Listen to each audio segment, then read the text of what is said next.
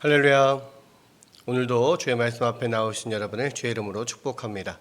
자, 오늘 생명의 삶 큐티 말씀은 열왕기하 16장 1절부터 9절까지의 말씀입니다. 열왕기하 16장 1절부터 9절까지의 말씀 우리 다 같이 함께 보겠습니다. 르말랴의 아들 베가 제17년에 유다의 왕 요담의 아들 아하스가 왕이 되니 아하스가 왕이 될 때에 나이가 20세라. 예루살렘에서 16년간 다스렸으나 그의 조상 다윗과 같이 아니하여 그의 하나님 여호와께서 보시기에 정직히 행하지 아니하고 이스라엘의 여러 왕의 길로 행하며 또 여호와께서 이스라엘 자손 앞에서 쫓아내신 이방 사람의 가증한 일을 따라 자기 아들을 불가운데로 지나게 하며 또 산당들과 작은 산 위와 모든 푸른 나무 아래에서 제사를 드리며 분향하였더라. 이때에 아람의 왕 르신과 이스라엘 왕 르말랴의 아들 베가가 예루살렘에 올라와서 싸우려 하여 아하스를 에워쌌으나 능히 이기지 못하니라. 당시에 아람의 왕 르신이 엘랏을 회복하여 아람에 돌리고 유다 사람을 엘랏에서 쫓아내었고 아람 사람이 엘랏에 이르러 거기에 거주하여 오늘까지 이르렀더라. 아하스가 아수르 왕 디글랏빌레셀에게 사자를 보내 이르되 나는 왕의 신복이요 왕의 아들이라. 이제 아람 왕과 이스라엘 왕이 나를 치니 청하건대 올라와 그 손에서 나를 구원하소서 하고 아하스가 여호와의 성전과 왕궁 곳간에 있는 은금을 내어다가 아수르 왕에게 예물로 보냈더니 아수르 왕이 그 청을 듣고 곧 올라와서 다메섹을 쳐서 점령하여 그 백성을 사로잡아 기르로 옮기고 또 르신을 죽였더라. 아멘. 아멘. 예, 오늘 열왕기하 16장에는 이제 유다 왕 아하스에 대한 이야기가 나옵니다. 1절에 보면 르말랴의 아들 베가 17년에 유다의 왕 요담의 아들 아하스가 왕이 되니 아하스가 왕이 될 때의 나이가 20세라. 예루살렘에서 16년간 다스렸으나 그의 조상 다윗과 같이 아니하여 그의 하나님 여호와께서 보시기에 정직히 행하지 아니하고, 그렇게 이야기를 하고 있죠. 지금 이 아하스는 요담의 아들입니다. 요담의 아들이 아하스인데 이 아하스는 남유다 왕임에도 불구하고 이 그 남유다 왕 중에서 굉장히 악한 왕이에요. 여기서 보면 이 3절에 보면 이스라엘의 여러 왕의 길로 행하며 또 여호와께서 이스라엘 자손 앞에서 쫓아내신 이방 사람의 가증한 일을 따라서 자기 아들을 불가운데로 지나가게 하며, 자, 이스라엘의 여러 왕의 길로 행했다. 이 무슨 말입니까? 남유다 왕인데요. 이 남유다 왕들은 그 기준이 항상 이 다윗과 같이 행하냐, 다윗과 같이 못하냐, 뭐 이거거든요. 근데 그러니까 다윗 같이 하나님 앞에 정말 전심으로 하나님을 사랑하고 섬기는 그런 왕이었느냐, 거기에 미치지 못하느냐, 이게 다윗이 기준이에요. 그러니까 이 다윗만큼 선하냐 아니면 그렇게 못하냐, 이게 기준인데 북이스라엘은 다윗이 기준이 아니에요. 여로보암이 기준이죠. 그래서 여로보암의 길로 따라서 행했냐, 그나마 그 길로 행하지 않았냐, 뭐 이런 건데, 그러죠. 근데 뭐 북이스라엘 왕은 다 여로보암의 길을 따라서 행했고 거기에 더해서 뭐 아합 같은 이 왕들은 이제 뭐 완전히 바알 신을 섬기는 그런 바알과 아세라와 이런 이 가나안 신을 적극적으로 섬기고 아예 여호와 하나님을 버리는 이런 사람, 이런 왕들이 북이스라엘 왕이었단 말입니다. 적어도 남유다 왕은 여호와 하나님을 버리진 않아요. 웬만해서는. 그러니까 하나님을 섬기되 다윗처럼 잘 섬겼냐 못 섬겼냐 이 차이지 하나님을 버리진 않습니다. 그런데 이 아하스는요, 이 남유다 왕임에도 불구하고 이스라엘의 여러 왕들의 길을 따랐다 그랬습니다. 그러니까 이 여로보암의 길은 결국 하나님을 말은 섬긴다고 하면서도 자기들의 방식대로 그냥 하나님을 섬기는 거, 이것이 여로보암의 길이고 아합의 길은 이제 완전히 다른 우상들을 섬기는 거잖아요. 근데 이 아하스는 남유다 왕의 어떤 전례를 따른 게 아니라 북이스라엘 왕 같은 거예요. 북이스라엘 왕이 여러 왕의 길로 행했고 또 이스라엘 자손 앞에서 쫓아나신 이방 사람의 가증한 일을 따라 행했다. 이것은 무슨 말입니까? 이방 종교를 그런 우상들을 숭배한 겁니다. 이방 종교를 숭배했는데 이 가증한 일을 따라서 자기 아들을 불 가운데로 지나가게 했다. 이 인신제사, 특별히 자기 아들, 자가 가장 귀한 자기의 아들을 이 신에게 바치는, 그렇게 신의 제단에 불로 태워서 바치는 이러한 끔찍한 일을 주로 했던 게 몰렉이죠. 몰렉을 섬기는 이 밀곰이나 또는 몰렉을 섬기는 그러한 사람들, 암몬이나 모압 쪽에서 이제 섬겼던 신인데요. 이런 사람들이 이 자기 아들을 불로 지나가게 하는, 자기 아들을 바치는 그런 일들을 했단 말입니다. 그런데 이 아하스가 그러한 몰렉의 길을 따랐다는 거예요. 그러니까 많은 이방 종교들 중에서 가장 악한 종교가 사실은 이 몰렉을 섬기는 거예요. 왜?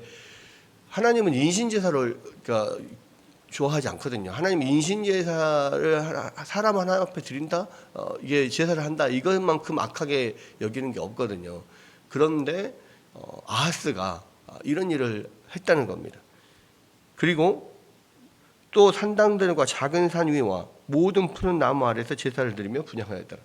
이 산당 제사를 폐하지 못하였던 것이 이제 그 선한 왕들의 어떤 그 잘못 중에 하나였었는데, 많은 선한 왕들이 하나님 앞에서 성실히 정직하게 행했지만 그래도 산당은 제거하지 못했다, 이렇게 계속 나오잖아요. 근데 오히려 산당 제사를 더 부추기고 모든 이 산이와 모든 푸른 나무에서 다 제사를 드리는 거예요. 이런 제사가 하나님 앞에 드리는 제사였겠습니까? 지금 이런 거는 거의 우상숭배에 가까운 그런 제사였을 거란 말이죠. 그러니까 아하스에게는 전혀 여호와 하나님을 섬기는 마음이 없습니다.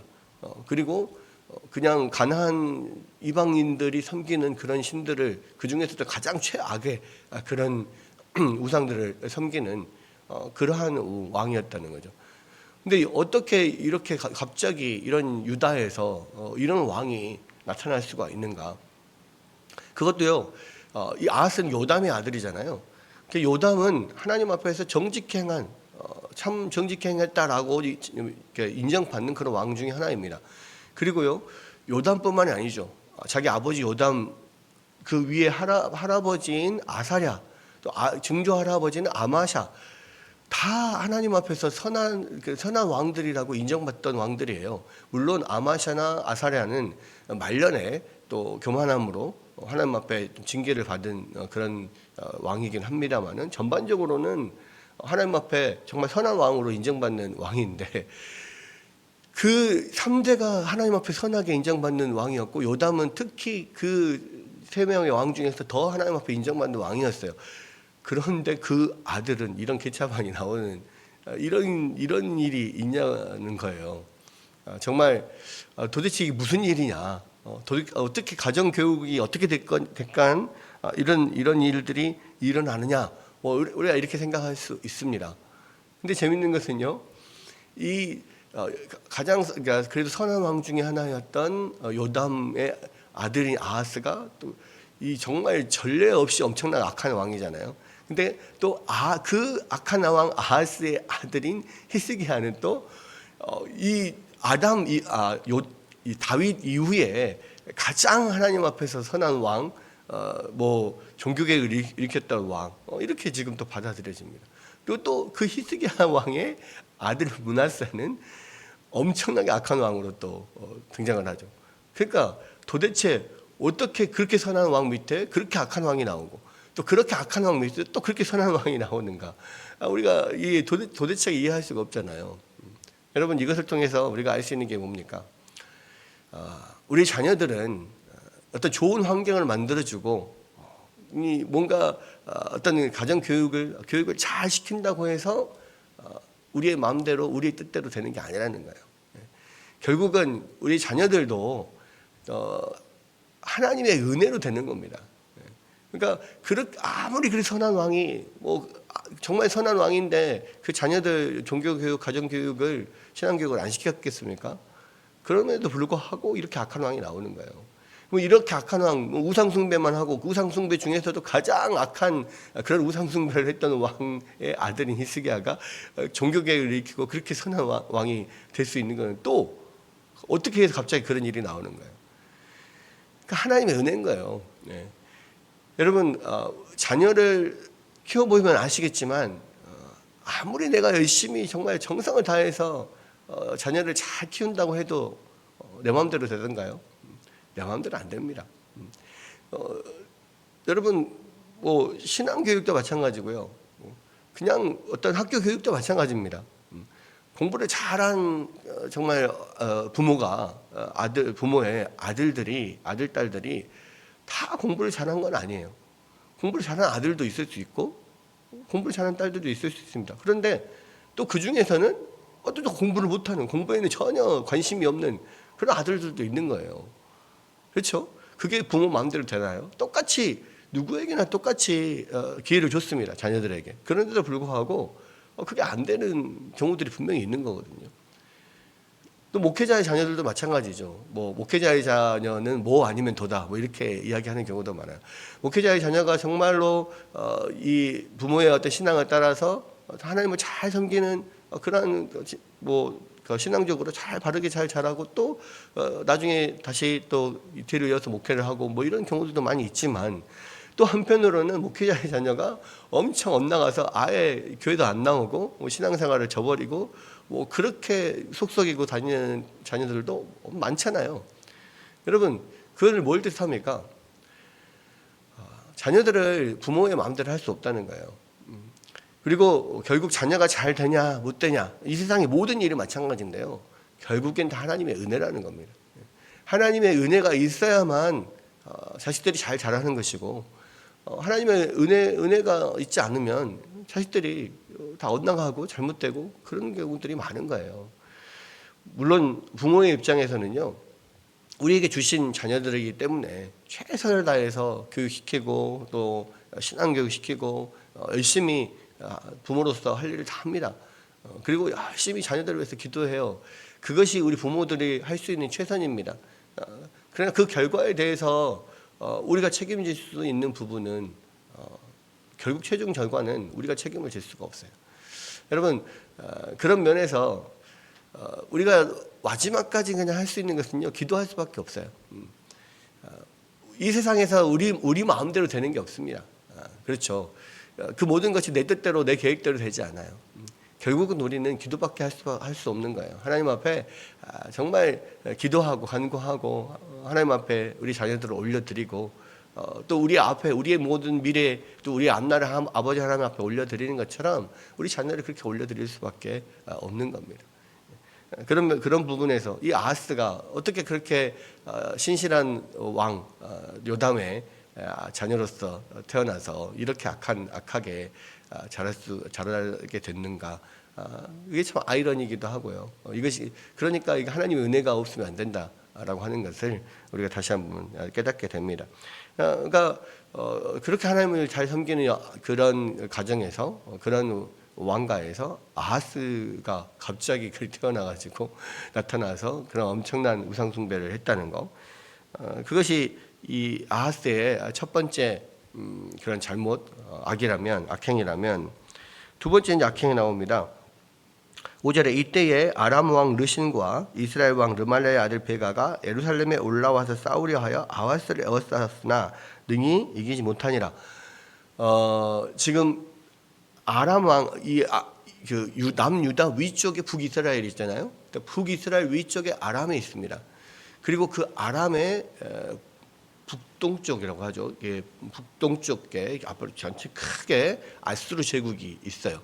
거기가 이제 아수르, 바벨론 이런 제국들이 이제 나오는데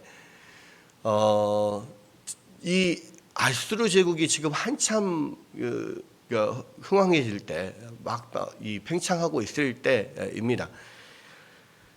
그때 지금 이 아람 왕 르신과 이 북이스라엘 왕 베가가 연합을 해서 지금 남유다의 아하스를 쳤다는 거예요. 근데 왜 그랬냐? 정치 국제 정세상으로 사실은 지금 그 아수르 제국이 엄청나게 크게 팽창을 하고 있고 지금 서쪽으로 지금 서진을 하고 있습니다. 그래서 팔레스타인 지역을 계속 점령을 하고 이제 애굽까지 진출하려고 하는 그러한 마음을 갖고 있는 거죠. 그러니까 대제국들은 항상 팽창 정책을 하잖아요. 결국은 이 팔레스타인 지역은 이 남쪽에 있는 애굽과 애굽 제국, 이집트 제국과 북동쪽에 있는 이 아수르 제국이 서로 충돌하는 그 지점입니다. 그래서 애굽 제국이 강성해지면 그 애굽의 지배하에 들어가게 되고 영향에 들어가게 되고 이 메소포타미아에 있는 아수르나 바벨론이나 이쪽이 또 이 강성해지면 그 지배를 받게 돼 있어요. 근데 지금은 아수르가 엄청나게 강력하게 지금 팽창을 하고 있는 그런 그런 상태에서 팔레스타인을 자꾸 점령을 하려고 하는 그런 시도를 하고 있어요. 그러면 가장 먼저 위협을 받는 데가 어디겠습니까? 맨 위에 북쪽에 있는 아람이겠죠. 그리고 그 다음에 있는 북이스라엘이겠죠. 그래서 북이스라엘과 아람이 연합해서 이 아수르를 대항을 하려고 하는데 남유다가 협조적이지 않은 거예요. 왜냐하면 이제 당장 경계를 그 아수르와 이렇게 국경을 맞대가 하고 있지는 않기 때문에 어느 정도 좀 제3자적으로 밑에 물러나 있기 때문에 사실은 뭐 그렇게 심각하게 생각하지 않는 겁니다. 그래서 협조를 하지 않았어요. 그러니까 이제 아람과 북이스라엘이 연합해서 아수르를 대항하려고 하는데 밑에 남유다가 자꾸 거슬리는 거예요. 같이 함께 하지 않는 거예요. 그럼 결국은 등 뒤에서 자기들을 찌를 수가 있으니까 그러면 먼저 남유다를 치자. 그래서 남유다를 공격을 하게 된 겁니다. 그게 이제 아하스 왕 때인데요. 사실은 이제 국제 정세적으로는 그랬지만 이 아람과 북이스라엘이 그 남유다를 공격을 한 것은 하나님께서 징계를 하시는 거였거든요. 그러니까 하나님 그러한 어려움 가운데서 지금 북이스라엘과 아람이 함께 연합해서 공격을 하는데 심지어는 이때 보면 이 당시에 아람 왕 르신이 엘랏을 회복하여 아람에 돌리고 유다 사람을 엘랏에서 쫓아내었고 아람 사람이 엘랏에 이르러 거기에 거주하여 오늘까지 이르렀더라 그랬습니다. 이 엘랏이 어디냐면 사해 그 끝부분에서 이 아카바만까지 있는 그 사이에 있는 아카바만 근처에 있는 도시가 엘랏입니다. 에시온게벨이라고 하는 도시와 엘랏이라고 하는 도시가 있는데 여기는 굉장히 중요한 도시예요. 왜냐하면 그러니까 이 남유다의 남쪽에 있는 곳이고요. 이집트에서부터 시작돼서 그 엘랏을 통과해서 에시온게벨 엘랏을 통과해서 요단 동쪽으로 해서 다메섹 그 아람이나 아수르 메소포타미아로 지나가는 그런 대상의 어떤 길이 있는 대상들이 지나다니는 길이 있는 어떤 무역로가 있는 곳입니다. 그래서 이 엘랏은 굉장히 중요해요. 엘랏과 에시온게벨을 점령을 하고 있으면 그 지나가는 이 대상들에게 통행세만 받아도 그냥 앉아서 돈을 버는 그런 곳이거든요. 근데 이제 이 지역은 원래 에돔 지역입니다. 근데 에돔 지역인데 이 유다가 강성했을 때는 이 지역을 유다가 점령을 하고요. 또 유다가 힘을 잃으면 에돔이 그쪽을 점령하고 그렇습니다. 그런데 아람이 그 남쪽에 있는 엘랏을 점령을 해버린 거예요. 그리고 유다 사람들 다 쫓아낸 겁니다. 그러면 어떻게 됩니까? 그 무역로를 잃을 뿐만 아니라 이 아람에서 이 아람 쪽에서 대상로를 타고 무역로를 타고 그냥 등 뒤로 돌아서 유다를 공격할 수가 있는 거거든요. 그러니까 유다는 위쪽 북쪽에서도 지금 공격을 받고 남쪽에서도 공격을 받을 수 있는 양쪽에서 공격을 받을 수 있는 그러니까 완전히 포위되는 그런 형국에 지금 있는 겁니다. 그러니까 이제 이렇게 위에서도 공격받고 아래에서도 공격받고 이런 가운데 완전히 고립이 되어 있는 그런 상황인 거죠. 그랬을 때 사실 이것은 하나님께서 아하스에게 회개하라고 하나님께서 주시는 징계거든요. 그러면 이때 정신을 차리고 하나님 앞에 하나님 도와주십시오 이렇게 나와야 맞는 건데 아하스는 그렇게 하지 않아요. 여호와 하나님을 아예 찾지 않습니다. 다른 인간적인 방법을 강구해요. 그게 뭡니까? 아수르에게 도움을 요청을 해서 지금 아람과 북이스라엘을 공격해달라. 그러면 걔네들이 공격을 받으면 우리에게서 시선을 돌려서 다시 군사를 물려서 돌아갈 거 아니냐, 이렇게 요청을 한 겁니다. 그리고 그것을 위해서 왕궁과 성전에 있던 모든 은금들을 싹 다 긁어가지고 아하스에게 선물로 보내면서 요청을 하는 거예요. 아하스에게 아니죠. 아수르에게. 아수르의 입장에서는요, 땡큐죠. 왜? 아수르는 지금 이 팔레스타인을 점령하려고 지금 계속 하고 있거든요. 근데 가만히 있어도 안 그래도 점령할 건데 유다가 선물까지 줘가면서 공격을 해달라고 하네. 그러니까 바로 공격을 해요. 그래서 아람을 공격해서 아람을 멸망시켜 버립니다. 그리고 북이스라엘에 내려와 가지고 북이스라엘도 거의 절반은 초토화를 시켜버리죠. 이 디글라빌레셀 때에 앞에서 15장에서 잠깐 봤지만 이 베가 때에 디글라빌레셀이 내려와서 그 북이스라엘의 거의 뭐 절반 이상을 싹 다 점령해버리고 포로들을 다 잡아가고 막 이런 일들이 있었잖아요. 그 다음부터는 이제 거의 유명무실하게 이 아수르의 속국이 거의 되어버리고 결국은 이제 호세아 시대에 이르러서는 아예 그냥 멸망하게 되는 이런 일들이 일어납니다. 그러니까 아하스는 결국 썩은 동아줄을 잡으려고 했던 거예요. 여러분, 우리가 하나님께서 하나님의 자녀들에게 하나님 앞에 불순종하고 악의 길로 갈 때 하나님께서 분명히 우리를 여러 가지 방법으로 치시면서 회개하도록 만듭니다. 회개의 기회를 주시는 거거든요. 그런데 정말로 그런 기회를 주셨을 때 하나님 앞에 회개하고 돌아오면 하나님께서 그 모든 것들을 회복시켜 주실 텐데, 꼭 이 악한 사람들은요, 회개의 기회마저도 발로 차버려요. 아무리 회개의 기회를 줘도 절대 하나님 앞에 회개하지 않고 돌아오지 않고 더 일을 갈면서 더 악한 길로 갑니다. 이것이 참 안타까운 일이에요. 근데 아하스가 그렇게 했다는 겁니다. 결국은 그래서 징계를 받을 수밖에 없는 거죠. 어쩌면 이 아하스로 인해서요, 남유다도 이때 망해도 사실 할 말이 없는 겁니다. 그런데 하나님은 또 은혜를 주셔서 그 개차반 같은 아하스 밑에서 히스기야 같은 또 엄청난 그런 선한 왕이 나와서 유다를 다시 회복하게 만드는 거죠. 그것도 하나님의 은혜인 거예요. 여러분, 이스라엘도 마찬가지고요, 남유다도 마찬가지고 계속해서 불순종이 쌓여가면서 남유다도 사실은 지금 거의 망해가고 있는, 마지막 끝을 달려가고 있는 그런 상황입니다. 어쩌면 이 아하스 때 함께 북이스라엘과 함께 망해도 할 말이 없는데, 하나님은 그 다윗을 기억하여서 더 기회를 주시죠. 북이스라엘이 망하고도 아하스 같은 그런 악한 왕이 나왔음에도 불구하고 더 그 이후로 뭐 150년 정도를 더 기회를 주셔서 이렇게 유다 왕국이 유지가 되게 만듭니다. 하나님 얼마나 우리가 은혜로우시고 우리에게 긍휼을 베푸시는 분인지를 다시 한번 볼 수가 있습니다. 여러분, 오늘 이 아하스를 통해서 다시 한번 생각할 것 두 가지가 있습니다. 하나는 자식들도 우리 마음대로 할 수 없다. 오직 우리가 할 수 있는 것은 기도밖에 없다. 열심히 하나님 앞에 기도하고 하나님 앞에 올려드리는 것, 이거 첫 번째 우리가 그것을 기억해야 될 것이고요. 두 번째는 하나님께서 회개의 기회를 주실 때 빨리 엎드리자, 빨리 회개하자. 이것이 우리에게 가장 큰 복이다. 우리가 그러나 회개의 기회를 주셨음에도 불구하고 더 이를 갈고 더 악한 길로 가는 그런 어리석은 아하스의 길로 가지 말자. 이것이 오늘의 두 가지 교훈이라고 생각됩니다. 오늘 이 말씀 붙잡고 늘 우리 주님 은혜를 구하며 살아갈 수 있는 여러분들 되시기를 주의 이름으로 축원합니다.